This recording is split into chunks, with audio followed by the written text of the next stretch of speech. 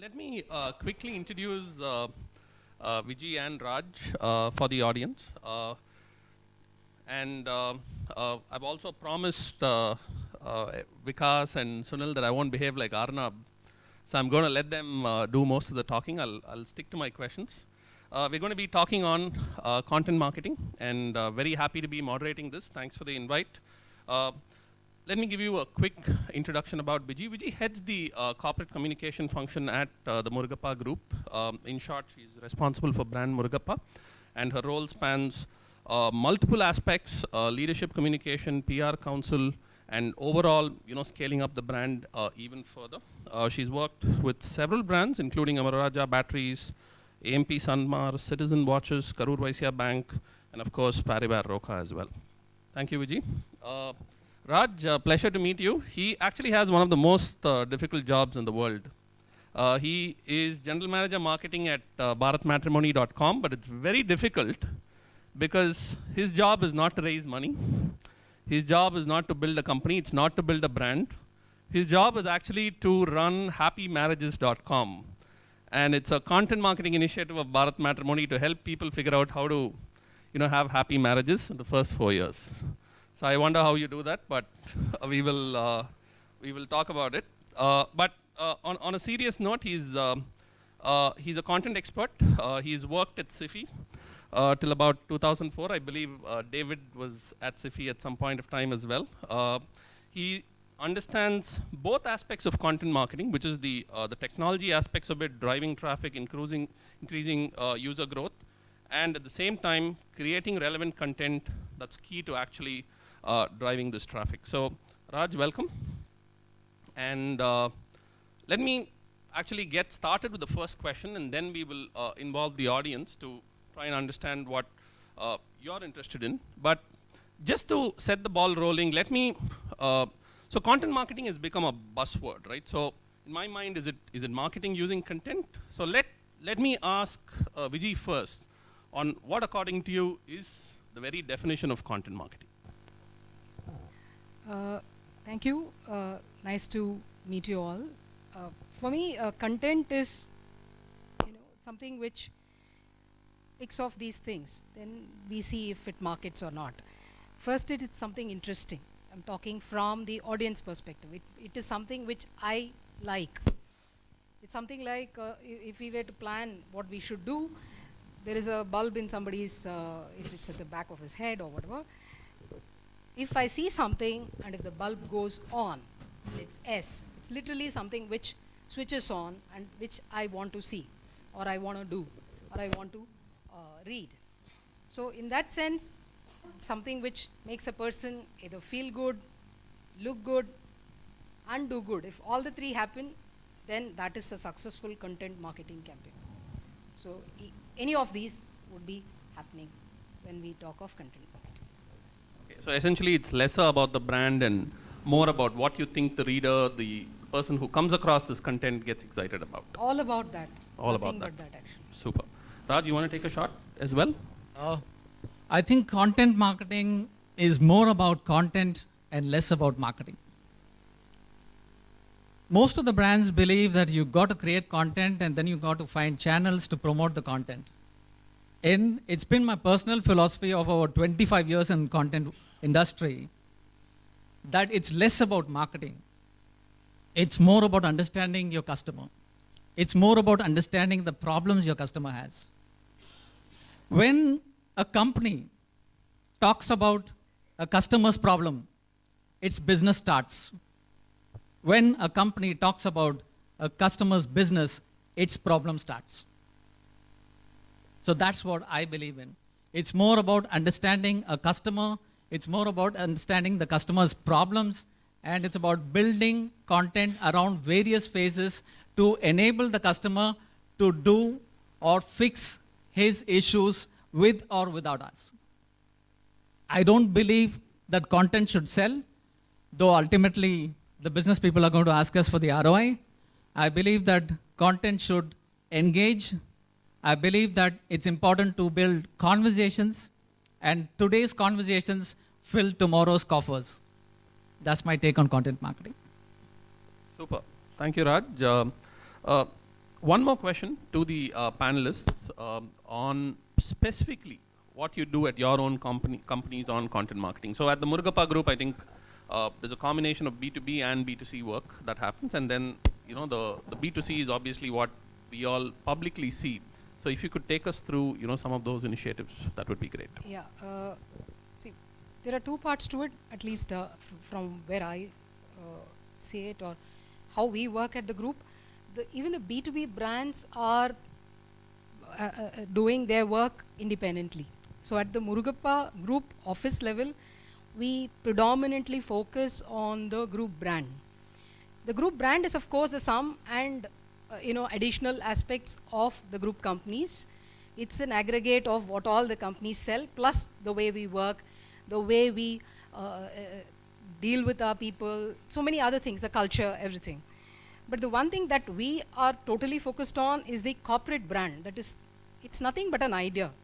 And when we are trying to communicate that, what we realize is that there is no closing the loop. There is no,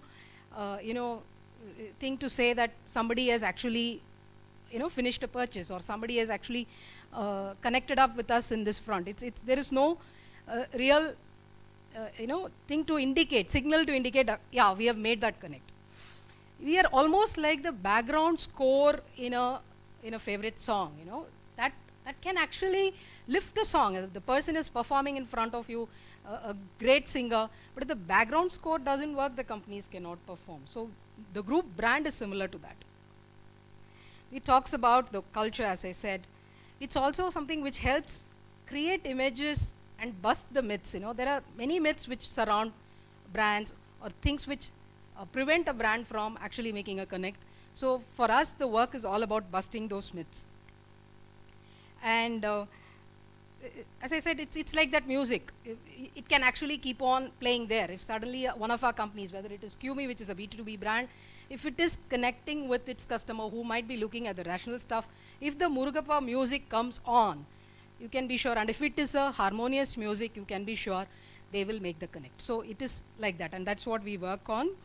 And to actually explain about what we do, one of the first things, at least from our side, we have a few restraints at the Murugappa brand.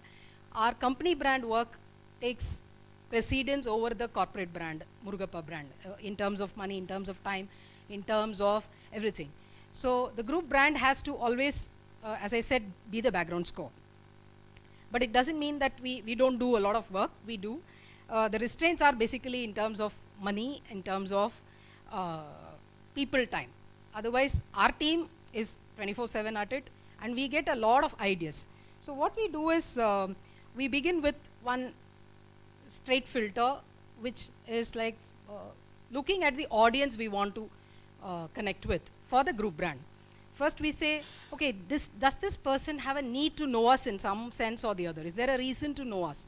It could be by geographical location. So we have various parts of the country where some of our companies are very active, extremely well-recognized brands. So we kind of select them geographically. Or we look at their subject matter interest. Are they interested in material science?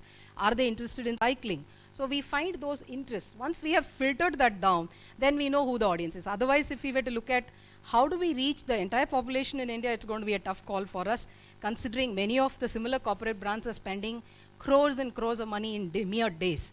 We have only that much for over 2-3 years. So we work more on filtering and knowing this person have a need to tune into us. Once we have done that, we kind of, look at how can we communicate to them. So there are 3 questions we always check it off. One is, what do we want this audience to know about us? We would like them to know that we do fun things. We do meaningful things. So we kind of try to find out what is it that will connect this idea in their heads. Is it fun for them? Is it meaningful for them? So these are the things we like them to know when we do any communication. What would we like them to feel after we have done that knowing bit? We'd like them to straight away tick off the like. So we want them to like us, right? And then what would we want them to do? See, the main thing for our brand is we would like them to have an eagerness to associate with us, either as employees or as business associates, many other things. The other thing is we'd like them to be an advocate or an endorser for us. If somebody is looking at a job offer from one of our group companies, you can bet that they would be going and asking somebody who they consider their mentor or somebody they'd like an opinion on. So we'd like them to say, yeah, Murugappa is some place you should go and work. So that recommendation is the other thing we would like them to do. The third thing is we would like them to stop people from having, let's say, bad thoughts about us. It could include leaving us, leaving our group. So if somebody is saying, I'm quitting this company, we'd like them to come to a stage where they'll say, are you mad? I'm sure it happens to a lot of the people working in many other companies. So we are reaching there. So today, with people, that is the thing we'd like them to do. So these are the three things we work on. What would we want people to know? What would we want them to feel? What would we want them to do? Sometimes it is basic things like share our communication. But it is all towards this. So if strategically, this is what we do. Great video, very elaborate. Raj, would you like to take a shot at what, what happened behind the scenes when, you and your team said, we're going to set up happymarriages.com.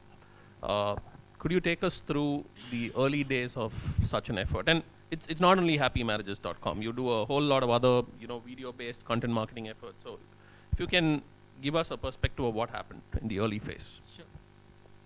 See, we are in a very interesting category, as you all know. Because the moment you say, marriage and relationships, there's a smile that crops up on everybody. And pretty much everybody in the media industry wants to get into our space. Whether it's Kapil Sharma on comedy nights, or it's a gang of girls at IIT Madras. It's such an interesting subject to explore. But as a category, it's very, very challenging for us to create content around that. Because people are not willing to announce that they want to get married. People are not willing to talk about their expectations of marriage. People are not willing to talk about the challenges. This is the scenario on which we work. But then there are creative ways to work around that. So as Prem said just now, we embarked upon a new journey by putting up a content engine called happymarriages.com. Now, why did we get into happymarriages.com? We got into it because the company believes that it has got to touch people's lives far beyond the transaction called matchmaking. So we set about trying to understand what are the challenges that a couple would face from 0 days to the 4th year of marriage. We took about 3 intensive months of research, primary and tertiary, to arrive at over 500 content themes. And I've personally had discussions with several couples. And then we laid out a content calendar that broke it up into 0 to 6 months, 6 months to a year, 1 to 2, 2 to 3, and 3 to 4. And then the idea of, creating all of this by yourself is very exciting. But then that's not a model to go with. It's a real challenge for businesses to decide on whether they want to do it completely in-house or, have the whole content plan ready and get people from outside to execute it. What we did is we took a mix of both. So we worked with authors and established copywriters and senior writers from the industry. And we have an internal team of 4 people on the content marketing team. And we all got together to put together a content calendar to go ahead with this. And today, we have several researchers from America where staying together is a challenge, reaching out to us through the site and saying that it's a wonderful vision for a company to have, that you guide people through several challenges, provoking them to think about certain things which they might miss otherwise in an emotionally rich and laden world of marital relationships. So the second program that we undertook is, we knew that people engage with content, only when they trust brands. So you have to first build the trust. Thankfully for us, We've been around for 16 years and we built the trust. But we also embarked on a program of actually reaching out to those people who are married through our site. We have done over 150 interviews with our customers. Those interviews are not about how they found themselves to Bharat Matrimony. Those interviews are lifestyle interviews of what is it that enriches their lives? What is it that anchors them to each other? What is it that fills their heart every day? What are the surprises they have? What are the things they do for each other? And how can that be showcased as an inspiration to those people who want to get married and to those people who are already married? So we took that journey of doing lifestyle stories that talk nothing about Bharat Matrimony, but talk everything about the customers themselves. And we wanted the customers to be the heroes for the rest of the people who are considering marriage in the coming years. So that's the program we undertook. It's pretty successful for us. The third one that we undertook was we said, okay, video is the one that seems to be, the most captive of all channels for people, because you really don't have to work your brains to watch a video. And therefore we took the video route. And what did we do there? We did a fantastic job of going over to 5 cities, getting about 36 couples to come and talk the same story. What is it that happens between two individuals? How does the relationship build? How do they anchor into themselves? And how does happiness build in a marriage? All we did during the entire program was there was no director, there was no script, there was no prompting. We just chatted with the customers, the cameras rolled, we took all the footage, got back to the editing suite and got these videos done and just aired that on national television. We were there on the news channels. So this is the interesting aspect of it. We were never looking at sales. We were looking at customers talking about themselves. We kept the brand in the back seat. And that, I think, is the higher art of content marketing. Thank you. Thank you, Raj. So I have a couple more topics in mind, but I thought it'll be a good idea to involve, all you guys to, let's do some questions in between before we, continue our discussion. So, would you guys want to? It was a very good discussion. My question is, we're talking about content as king, right? If you look at the last 4 or 5 years, the amount of content the supply that's coming into the digital channels is exponentially growing, and it's going to grow multifold in the next 4 or 5 years. And if you look at the human capacity to consume content is finite, right?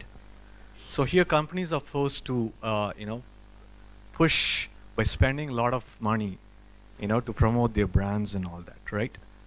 And the companies which have deep pockets will spend a lot and push a lot of things. There are 2 things. One thing is to, as he said, you need to create a good quality content. And then the other way is to how do you distribute this content through different channels, right? And my question is, yes, there are two approaches that I look at. Is one is idea-centric approaches. You become creative and you try to create something and promote the content. The other approach, as Mr. Rajasekar said, is more create a community and try to go for a need-based approach, try to solve problems for people, right? And thereby engage them, right? So the question I'm trying to put to the panel is, how do we sustain this? I mean, on one end, you have to create quality content, and that is not good enough if it is not going to reach the intended audience. And I'm talking more from a B2B perspective because the challenges are different. So if you could give some perspective on that, that would be great.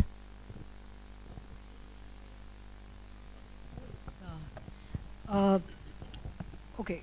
See, the thing is, in B2B, I won't talk so much from the Murugappa group, but from what I had done earlier in the PR space, there are a lot of good examples of sustained platforms which have developed and which brands have used over a long period. The thing is getting it right the first time, or getting one platform which connects with all your key audiences.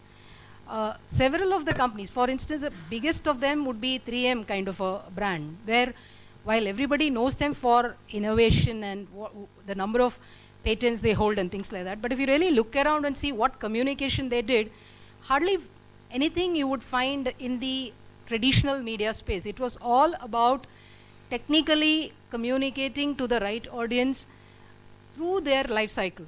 So if you look at it, there are a lot of examples around such a brand. So such a thing exists. Those days, but it kind of demanded a lot of leadership time, the technical person's time to do all that. But I think today it is a little easier. Of course, it is going to have a lot of competition, but I think today it is far easier to do this because you can crowdsource content. First is to send out the communication and then to get it back. I think today there is a lot happening on that front. Books on how do you develop a business plan has been totally crowdsourced and published, and it's a big bestseller. So I think such a thing is possible, but only thing is getting the idea right and knowing your customers' pain points and their life cycle. So as you would see, the entire customer relationship journey, if somebody is able to mark that well and stay with the customer, this should not be a problem. And some of the brands are doing very well. For instance, if you look at American Express Bank, their Small Business Saturday is a great example for this. Or some of the GE initiatives, if you look at it. You might see a lot of it in the popular space, today popular space like YouTube, and there is also ads and things like that. But if you really go into their whole content and see, it is around ideas. It's around demystifying technical stuff. Also approaching it, though I am talking to a scientist, talking as though it is for a common person. I think that approach is likely to see a lot of success. So from that perspective, there is challenge in terms of finding the right idea, crafting it correctly, but once it is reached out to the right audience, very good chance of crowdsourcing and making it succeed and grow in scale far better than before. Those days, you had to find media, you had to convince an editor, even if you had a good PR idea, or you had to buy space. Today, all those challenges don't exist anymore. So I think it's a combination of both. There is a challenge, there is also a lot more opportunity. Does that answer your question? Sorry, I get his name. Partly? Yeah, I'll take a shot at your question a little bit, right? I think part of your question was there's so much content out there. What is the point of, creating more content, right? So we do work for a bunch of brands where one of our primary processes that we run is actually using a tool called Curata, which curates content from various sources, packages it together, and delivers it, in such a way that, the particular target audience needs to receive it. So you don't actually go through the hassle of creating a ton of content. Rather, you curate it, you take it from various sources, trustworthy sources, and package it for a brand. The other thing that's also getting very popular is, for example, crowdsourcing taken to another level where all your company's employees actually pool in together, chip in and create a whole lot of content. So we do that for larger companies where there are many communication heads. That's highly possible as well. More questions from the audience? Yeah. Thanks. You're talking about sustenance, okay? Sustenance challenges are, different. One, whether the brand has the resources to create the content and market it for the long haul. Are we going to do the marathon? That's one part of the sustenance question. If the answer yes is there, then you talk about sustenance in terms of how can I keep on churning this content day after day, week after week, month after month. If that's your challenge, then again, you got to go back to your customer. As much time as we can spend with customers, understanding and listening to their fears, their anxieties, their expectations, you can get thousands and thousands of content themes from them. Just like the Arabian Nights, you can still turn one story after another for eternal. It's about making it rich, and it's about making it contextual. It's about making it relevant to the customer. At the end of it, he's the one who decides whether you want to sustain or not. And if you can fix his problems, then you have content themes rolling out from the customer. Thank you. I think Sunil. Yeah, so just one quick question, like how long, from your perspective, do you all see like a particular type of content strategy? How much time do you give it before you say it's working or not working? Because content does take time to kind of see itself. What kind of time frames do we look at? That's a good question, Sunil. I'm assuming that somebody spoke to you about it during the day and you're just posing the question for them. Okay, the success of this is measured in several ways. You can use all kinds of matrices you want, but personally I think the success of the content is when you get customer feedback on it. You may not get the sale, you may not get the lead, you may not acquire the customer, but what's the feedback? What is the disposition of your customer to the content that you have created? If it's good, if it's rich, if it's solved his problem, if it's provoked his thoughts, and if you've made a difference in the way he thinks about or perceives his problem, then I think you have succeeded. If that's the benchmark of success, then you got to go with that as a matrix. Thank you. You might want to say. Yeah, in the things that we have done online on social media, our feedback has been pretty quick actually. And so we know that we have made the connect. On things which are a little slow burn, then we have various measures. Some of them which would be the immediate circle, then we do a study. But in the slow burn thing, the ability to make a correction or do something to add on to it is a little, it's as such, it's in traditional media and it is difficult. Or at least it takes a little longer time. But on social media, it's very quick. In fact, we are able to add on to it. We can not just optimize, but we can do a lot of other things looking at the first level of feedback. It's been pretty quick. Thanks, Vijay. I have a comment to make here. Not so much on content, but more of strategy. See, one of my understanding of strategy has been that differentiate between strategy and tactics. So tactics you should keep on changing, but your strategy should not change. So that is where the role of a powerful client agency relationship comes, where I don't think you should change strategy. So that's one thought I am leaving on the mind. The tactics you keep on changing. See, because I'm specially saying this, because in the present startup environment, every startup is pivoting every week. So you ask them, they are saying, I have pivoted the business model. So every 15 days, the business model gets pivoted. So that's one caution I'm trying to add, whether it is on content strategy or even digital marketing strategy or, so just one caution that get your strategy, take enough time to get your strategy, sit down, discuss, especially between agency, clients, stakeholders. But once you have it, be at it, don't give up. So it's not a question of 3 months or 2 months, that's one thought. Of course, the panelists can add more value, but... No, sure. Very valid. So let me just take one more question with them, and then I think 2 more questions from the audience. I just have one question for them. So just so that we kind of complete the process of what we started. So I think the what we discussed before we started was, the 3 divisions of any content marketing effort is the strategy first, content strategy, the process of actually creating the content, however you do it, whatever form you decide to do, then finally finding distribution for that content. So if you can give the audience a perspective of, let's take the Madras Song in your case. What exactly happened in all 3 phases? See, the Madras Song, it was not a new thing we did. We have strong roots, probably the oldest company from this city. So we have, very easily identifiable pride of belonging to the city. In fact, even if we tried otherwise, people say this is a company from Madras. So we kind of embrace that. We don't try to duck away from that. And so we have a bit of pride, and our building is a heritage building. You can stop anybody in our office, everybody will be proud about that, wherever they come from. So this has been a continuing theme.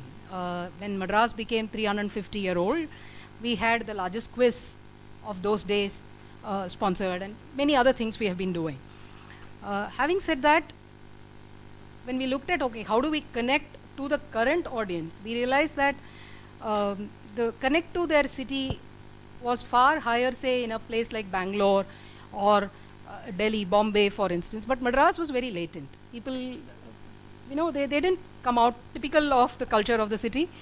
So we said we should try to rekindle this. And so one of the things we did before the Madras Song was the Madras Quotient Quiz, which was targeted at school children. So we realized like there is, tremendous interest. The moment we started, parents were pretty much interested, and they definitely expressed that they want their children to know about the city. And the strength of the quiz, grew year by year. So when we were doing that, I think it was the third year of the quiz, then we said, how can we further connect? And we narrowed down, of course, to music, which is the other passion of the city. So we kind of started from there. So how do we make Madras reverberate in everybody's mind through music? And that's how Madras Song was born. So it was a continuous, thing from our connect to the city, connecting through this common subject. So as I was saying, that is the main thing. Whether you are connected to us locally or through subject matter interest, we'll keep doing work in that space. So Madras Song was born out of that. And then we clearly said, okay, what connects? Either it's food or video or these kind of common things. So video it was. And what is the scenario? Which is very easy again. Somebody visiting Chennai, always it's a case. They end up saying, I never knew the city had so much. Whatever be the year. Whether it was 20 years back or even now, people are extremely surprised by what the city has to offer. We thought we'll deal with the same thing. And then the film was born. And the tactical way of promoting it, we wanted to go with a traditional media launch, but it was intended for YouTube only. So the traditional media launch was to kind of, announce to our regular audiences, yeah, we are doing something like this. There are a large number of people in the city, we did that. But predominantly it was YouTube oriented, and it did very well, as it has been one of the successful things for us. And it kind of set, in fact, to talk about how it succeeded, one of the films in the making, which is currently happening, one of the mass-oriented films, they have asked us for the film track so that they can put it on the credits, the closing credits of the film. So it's on the city. So that is the connect, which it's been appreciated across audiences. Another request we had was from one of the city-based league teams. I wouldn't want to mention which sport and which team. They wanted us to develop a city-based anthem. So the connection between the group, the city, and the the brand has happened, is what we understand from this. You have a question there, and I think 2 questions here as well. So you want to?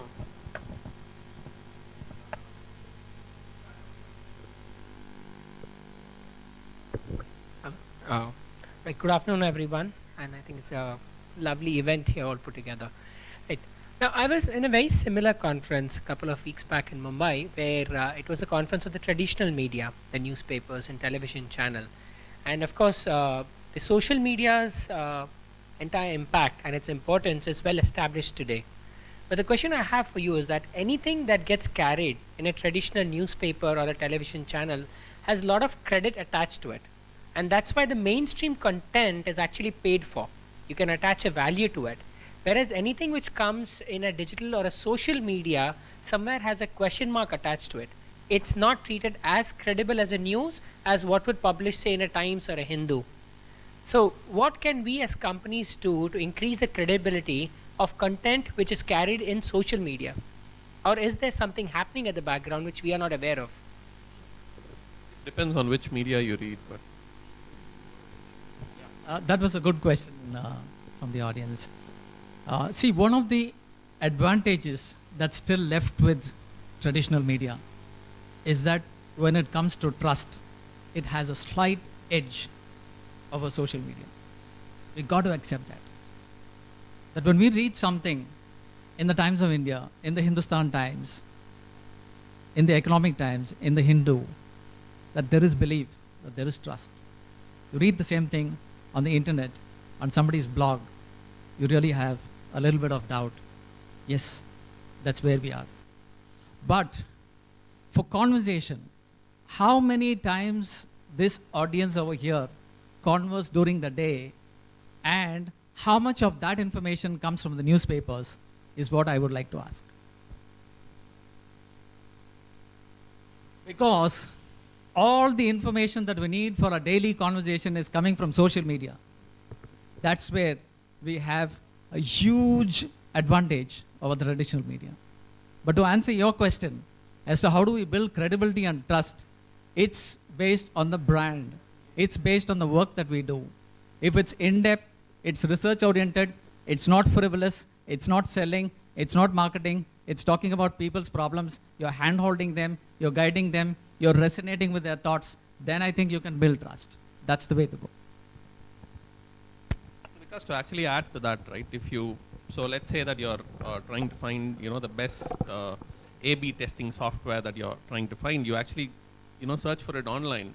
You don't base it off what you read on Economic Times, or you have an entrepreneurship problem you're dealing with, you probably look at a blog by, Y Combinator or something like that, versus, and it's all online, right, versus actually relying on the newspaper. So it also depends on what kind of content. If it's pure news, and where, there are sources, there are, credible people reporting it, so that's so it really depends on what exactly is the piece of content you're looking for, I guess.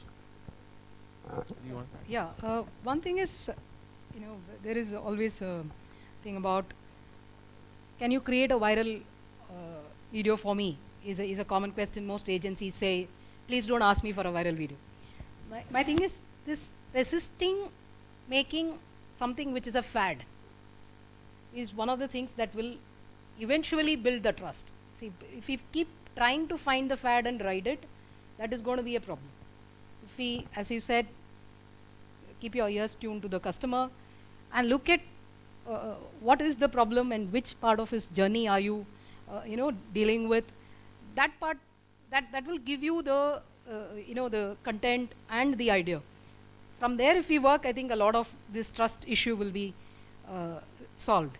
Instead of which, if most of the time we kind of, I can't say I don't feel that myself. If there is something trending, I'm trying to see if we can do something on that. It's a very natural, sense. But my point is, like, how many times do we do that? Many times by resource or by other reasons we could be held back. But are we having that, test on our own intent? That I think resisting those fads is also a very important thing to build trust. I just have one thought on this. See, if you want to build trust, don't pitch to the customer. And if you want to build trust, don't pitch to the customer.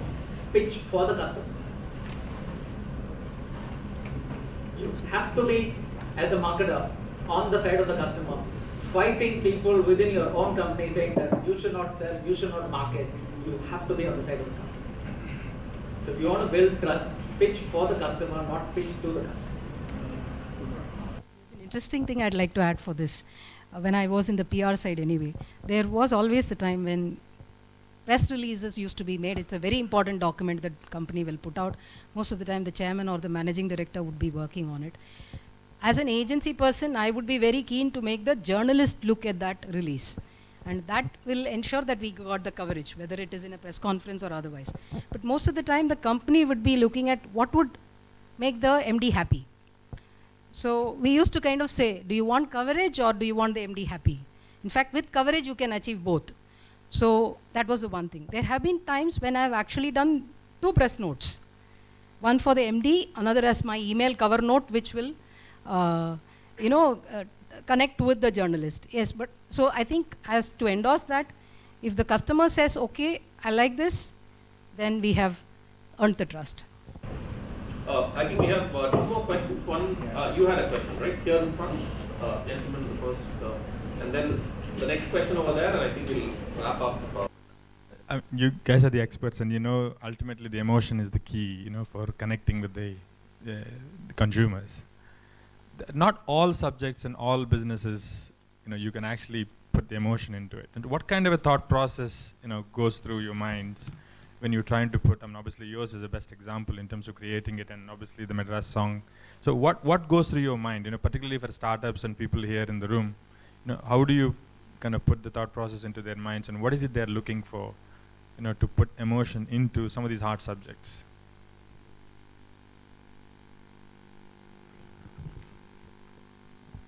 I don't know from which industry you are, But I'm sure that every industry, whether you're talking about aircrafts or another service that sells toys, you can create stories. It's just that you got to think, how can you create the story? We also thought about it. What can we write about matchmaking? What can we do with our customers? The first thing that everybody came up with, testimonials. Everybody has a testimonial. So what's so great about it? It's then when we discussed that we arrived at the fact that let's leave the matchmaking itself and let's talk about the customer story. Let's make the customer the hero. So in whichever industry you are, whether you're selling machines, or you're selling some products or selling some service, I'm sure there is a way to create a story.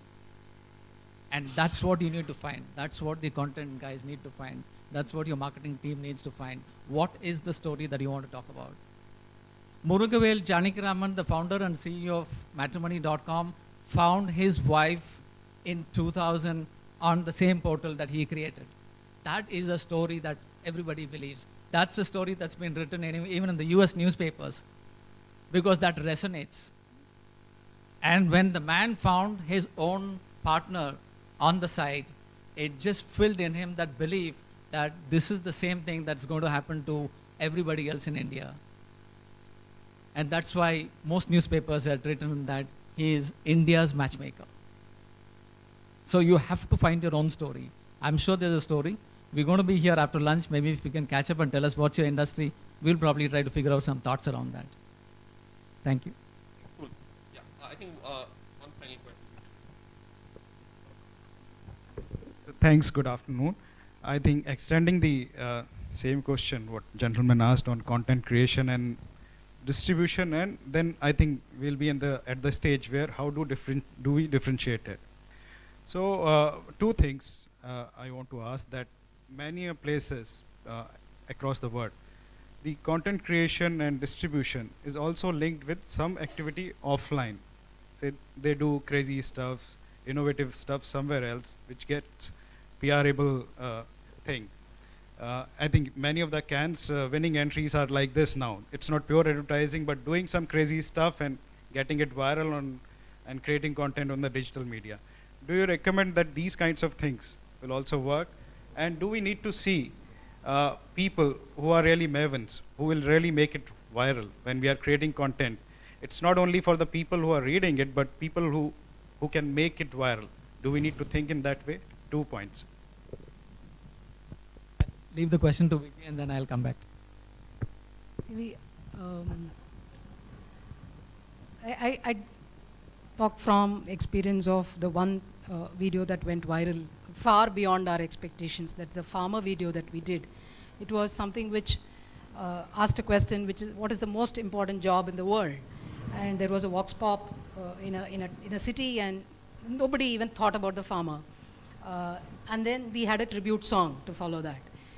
And we thought, okay, the urban audiences who are online will connect to this. But to tell you, one of our past chairmen, who's not a regular smartphone user, he had come for one internal meeting, and then he stopped me in the lobby and told me, Vijay, you're doing something with farmers. That video, it came out. Like, I was totally surprised. Like, he's about 75 years old. So and you can imagine what channels of communication he has as well. Basically, peers and maybe a few other younger people are communicating with him. Through that communication network, he got this video forwarded. We didn't forward it to him other than a mail, which I don't think he opened to see the video. He would have just understood what was in the mail. Because it came through his network, it struck a chord with him. So yes, that thing of trying to reach that, we didn't purposely connect to that audience, but it did go there. But the intended audience was the urban young crowd. And surprisingly, we had a number on the YouTube, but we realized later that a lot of it was going on WhatsApp communities. So the number is actually more a multiple of what we actually found on the YouTube number itself. So what makes the people feel good about it is that sharing that made people feel good. I think that is the one thing which helps in selection. So if you have the audience in mind and you know that this is what is going to make them feel good, and if you can trigger that do good aspect, that will help. So this is something which we anticipated in a particular audience, but it went far beyond that audience. So we can work with one, but it may give you surprising results from other audiences as well. To answer your question, I don't know if you're talking about the Virgin Airlines CEO jumping off a 10-story building, and yes, the media wants to write about it. Ice bucket challenge, media wants to write about it. So yes, as startups, you have a challenge. You got to get results tomorrow morning. And if you have the personality to do some crazy stunt like that, please do it. That's what the media wants. That's what is featured today on First Post. It's featured on Scoop Whoop and rest of the channels that come up on Google News when you check for news. But do you have a personality to back that up is the question you need to ask. And how crazy is that stunt going to be? And how do you blend that into your brand? What is it that will fit into your brand? You can't just jump off a building and say nothing or say www.whatever.com. If you can do it, PR is one thing that has not been very well understood by content guys. It is the biggest pipe to your audience. Please use that. Create content, zany, quirky, crazy content, create conversations, create campaigns, but please use PR. PR is the biggest pipe to your audience, and it can get customers in droves. And we are very, very good at it. We had over 500 sites cover the social media campaigns last year because we leveraged PR very well. All of it, though, was organic. And also keep in mind the trust factor. That was the earlier question. Credibility is the key thing.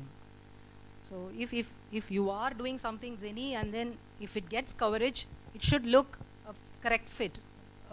Richard Branson can carry off what he is doing. Not everybody can do it in a sustained manner. Super. Closing thoughts, and I just have a very simple question. I think it will resonate with, based on all the questions that people asked.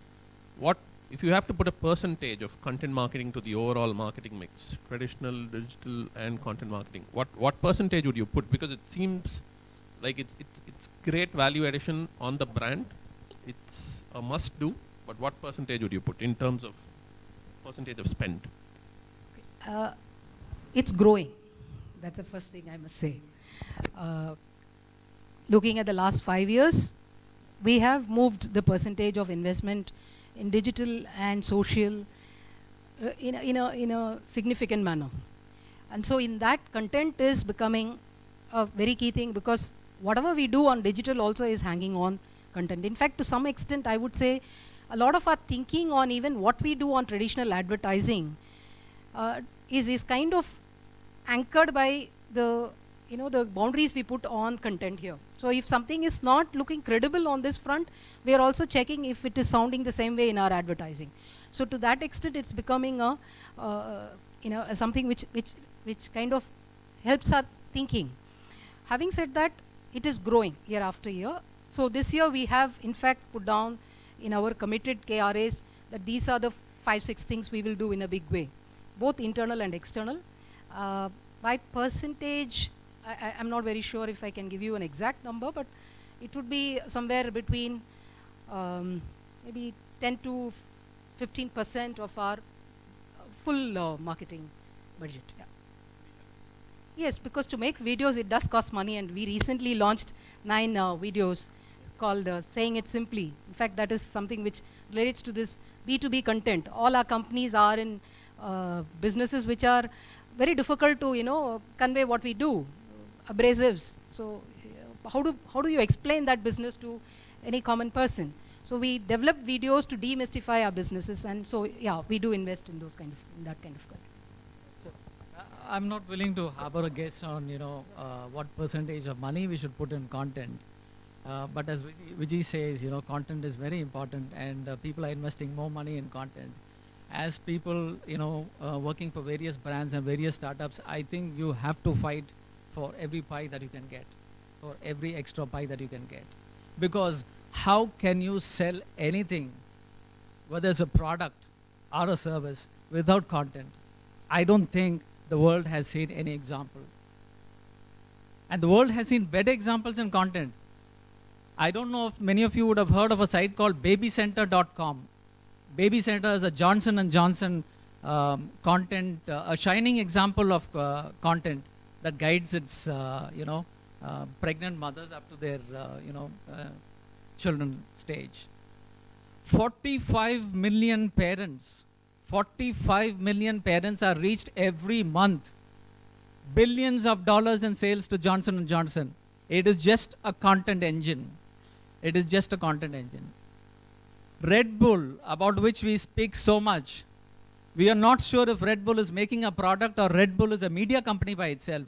It has journalists, correspondents in 180 countries across the world. What is Red Bull doing? It's creating content. There are several examples like this which you should actually take up with your managements, with your teams, and fight for every pie that you can get into content. Without content, there is no marketing. Marketing cannot exist without content. Content is the only pipe through which you can sell anything, be it a product or a service. It has got to be content. You've got to get the money, but you've got to have a plan to create the content. Thank you. Thank you, guys. I actually Googled for, the first ever content marketing initiative, and apparently it was done in the early 1900s. It was done by John Deere, the tractor company. They created a magazine for farmers called The Furrow. So content marketing, I guess, is not new. It's a new word, but the process of actually doing it has been around forever. Thank you, guys. Thanks, Vijay. Thanks, Raj. Thanks for a great audience.